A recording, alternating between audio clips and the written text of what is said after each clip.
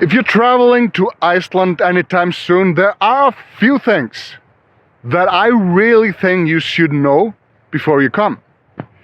Here's a list of 7 items that I find very important, and also it's a lot. This video is me talking a lot, and so you don't have to watch my beautiful face for the whole 20 minutes. I put some videos from Iceland and photos I took recently just to make it pretty. Here we go.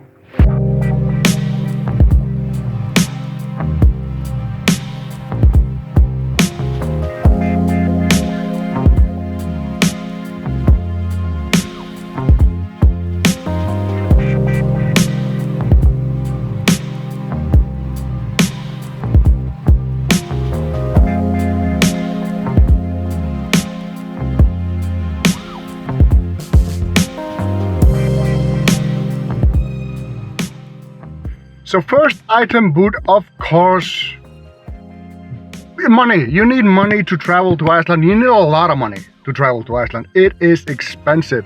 This subject, it gets boring. It's whatever every Iceland travel video starts on, but it is kind of for a reason. It is expensive. You know, if you choose a decent hotel, if it costs you around $100 at night. Every meal, lunch, $30, dinners, $40. You know, gas is very expensive. Even stuff in supermarket, if you're gonna do that, it's expensive. There are ways to travel on a budget, you know, but you can also do like luxurious travel if that's your thing. Make a plan. Go to bookings.com. Find out what restaurants cost. You know, make a plan. Make a travel plan. There is a link here in the corner where I have some recommendation with how to do that. Also with things like practical things like do you need cash? No, everybody takes card. If you don't want to bring cash, don't bring cash. It's not important. If you want to bring some cash, you can change your money to Icelandic money at the airport. But it is kind of difficult to travel with dollars or with euros because the waiters at the restaurants, they don't even know what the exchange rate is. So I would not recommend that, you know. So to have Icelandic cash or a card, and you'll be fine. Tipping is appreciated. It's not like you don't have to tip, but it is appreciated. Reykjavik, the capital of Iceland, is a very nice city. It's a walkable city. There's a lot of life, a lot of restaurants, a lot of stuff to do and see, museums. But you need one full day in Reykjavik. You shouldn't need more. I heard a lot of people after the fact, they said, well, maybe 3 days in Reykjavik was a bit too much. I would rather have used an extra day in this place or that place. That's usually the case. So one full day in Reykjavik and one night, that should do for most people. I was gonna walk and talk. I'm at a beach in the Reykjavik capital area, and I was gonna walk and talk, but the weather is crazy and the wind is so crazy, you wouldn't hear anything with the wind noise in the mic. So I escaped into my car, and this is actually then the perfect moment to talk about weather, because that's a major factor if you're traveling in Iceland. You need to know what's the weather gonna be tomorrow if you're traveling. And I was supposed to start a tour this morning. I have a group waiting for me at the hotel, and we were supposed to start this morning, but it looked iffy last night. Then I delayed the departure an hour by hour until I just decided that it was pointless to try to go today, and then we'll just go tomorrow. And this is something you need to keep in mind when you're traveling in Iceland. You might have to change your plans. And if you're traveling in winter, you stay here for a few days in the winter, it's very likely that you have to consider the weather and maybe change the plan. It's nothing easy. It's like, you have to cancel hotels, and you might have to find other hotels, and usually if the roads are closed and the weather is just clueless, usually the hotel will understand and they will cancel your hotel and don't charge you for it. But it can happen that they will say, well, no, we cannot reimburse you.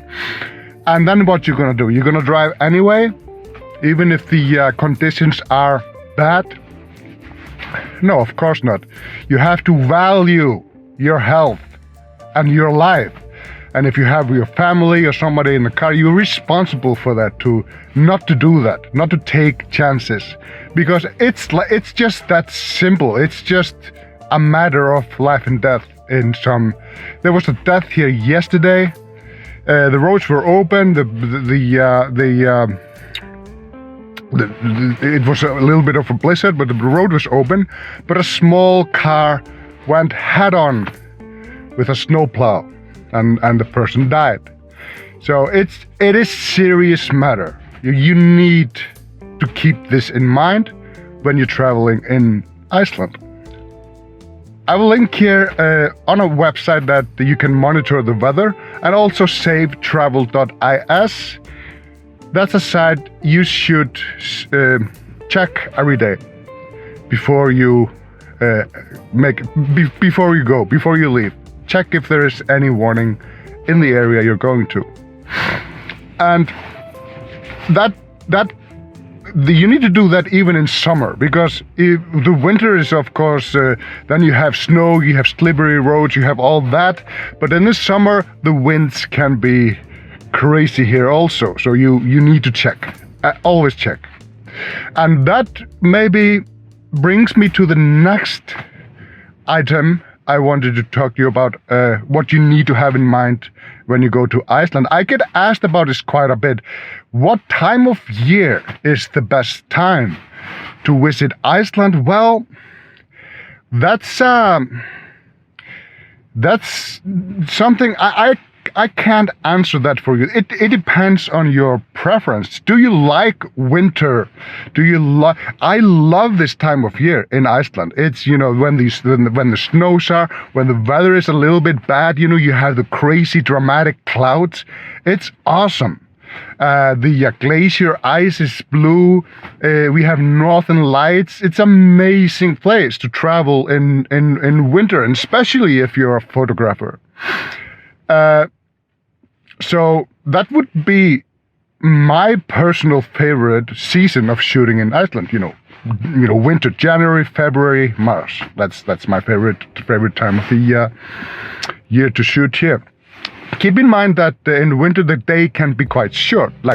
Now it's about 5-6 hours of daylight, but then you have maybe northern lights when you have predictions for that.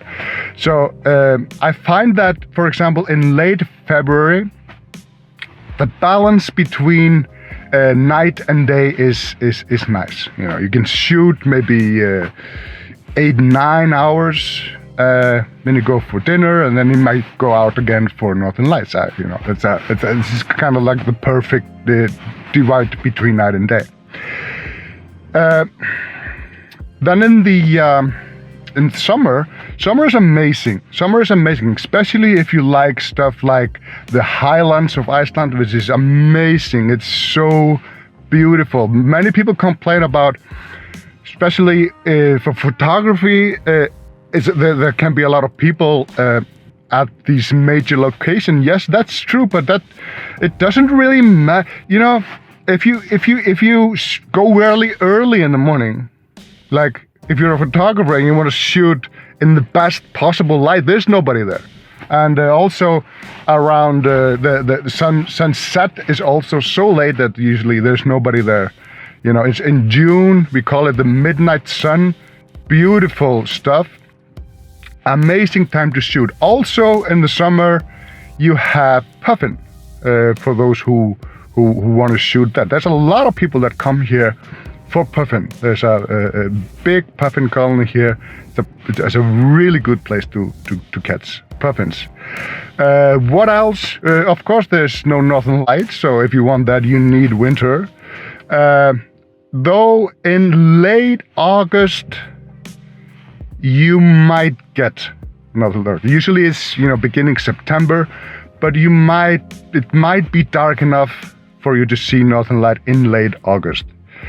The time, the northern light period is like from late August, beginning September until mid-April. Autumn is beautiful here. Autumn is like September, October. Beautiful colors. That's also, photography-wise, it's amazing time to visit Iceland. I definitely recommend it. However, the autumn here is fragile. We only need, and that happens, we have beautiful colors, and then we have unsuspected snowstorm and very cold weather, and autumn is just over. The leaves are gone, and it's just done. So it's fragile, but it's very, very pretty. Spring, well, I don't know. I wouldn't say that there isn't much of a spring. I would say all those 3 seasons are great. It depends on your preferences. You will always get good stuff in these 3 seasons. Spring, I would say the only time I'm not crazy about Iceland is like from mid-April till mid-May, even late May. It's kind of between, winter is over and there's no real spring, and summer is not there, so everything is kind of gray. And the upside of this time is, however, there's not a lot of people. You could, if that's something that is important for you, I would say that that would be a good time to go. But personal preferences, I would aim for the other 10 months. So when you are in Iceland, should you or shouldn't you do organized tours? It's a little windy. I hear from a lot of travel vloggers, that you should absolutely not do tours, because with tours you lose some of the freedom you have, and this is not a good advice. Not every tour are exactly the same. Some tours are very good, other might be not so good. But just do research, read the comments, read the reviews, and because traveling on your own might not be for everybody. Which bring me to the next item, is driving in Iceland. If you've never driven on icy road and in very, very bad condition, driving in Iceland should, do it if you're up to it, but it can be very difficult. Let's put it like this: driving on an icy road in heavy wind, it's easy until something happens. Then you better have a cool head, knowledge of what to do, and experience to deal with it, because that could be a disaster. So always choose a 4-wheel drive. It will cost you a little more, but even in summer you will have gravel roads. It's just better. It's safer to do a 4-wheel drive, and especially in winter, you shouldn't go on a 2-wheel drive, especially if it's rear-wheel drive. It's very, very bad on slippery road. And also, apart from that, don't stop on the side of the road to take photos. Park the car somewhere. You know, you might have to walk a little bit extra, but people, it's just, it's dangerous. We have narrow roads in Iceland. There's no space for people parking on the shoulder of the road. So don't do that. Don't speed. It's very expensive. The fines for speeding is very expensive, and also the road system. It's more traffic now than it was built for. Just follow the speed limit and be careful when you drive. And I will also point out with weather, you need to follow the weather forecast. I talk a lot about weather because it's the key to everything. You are not in charge of anything. Weather is. Sometimes when you travel to countries, you need to be aware of scams, that tourists are scammed, are cheated somehow. And I would say in general that you're pretty safe from scams in Iceland. But having said that, tourist places are very expensive. So if you're shopping somewhere on a tourist route, you better off trying to get off the tourist grid for shopping. Like if you need groceries or stuff like that, there's a chain called Bonus, which is the cheapest one. It's like if you're buying stuff at gas stations and stuff like that, be prepared to pay a lot for your purchase. And about that, for example, the biggest scam we have here in Iceland, and it's kind of worldwide, but it's very contrasty here in Iceland, is bottled water. If you buy bottled water on a gas station, it's like half a liter is like 400 kronas, which is about $3-ish. A liter of gas is just over 200 kronas. So it's cheaper to buy a liter of gas than half a liter of bottled water. Think about that for a little bit. Because the water in the tap in Iceland is clean. You can drink it. As a matter of fact, if you see a stream of water in nature in Iceland, you can drink from it. It's all good. So buy one bottle of water and refill it. It's gonna save you a lot of money. And also another scam, I don't think, it's beer. There only state-run shops can sell alcohol in Iceland. So if you go to a supermarket, you will see beer. In the refrigerator, there's a lot of beer. It's non-alcohol beer. Remember that. It's not legal to buy the regular beer in supermarket. So they're selling, and they make absolutely no effort on warning you about this.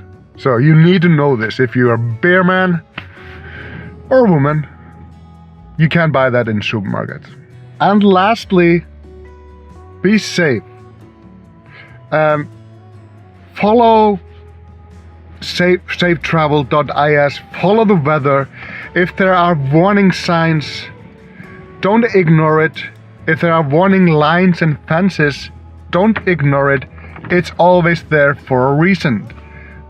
For example, we have the Black Sand Beach. We lose tourists there every year. People die there because they're not careful. They do not do what was recommended to them. It's always preventable. It's always because of stupid behavior. People are walking on the ice beach, on the icebergs, going on them, and the sea is taking them away. It's common sense, people. This advice should just be called, don't do stupid shit. It's gonna end badly. Other than that, this was my list of things I find absolutely crucial to keep in mind when you're traveling to Iceland. I hope you take something from it, and I hope you come and visit us. It's an amazing country to visit, both just for nature lovers and especially for photographers. It's one of the best photography destinations for landscape I know of. Thank you for watching, and goodbye.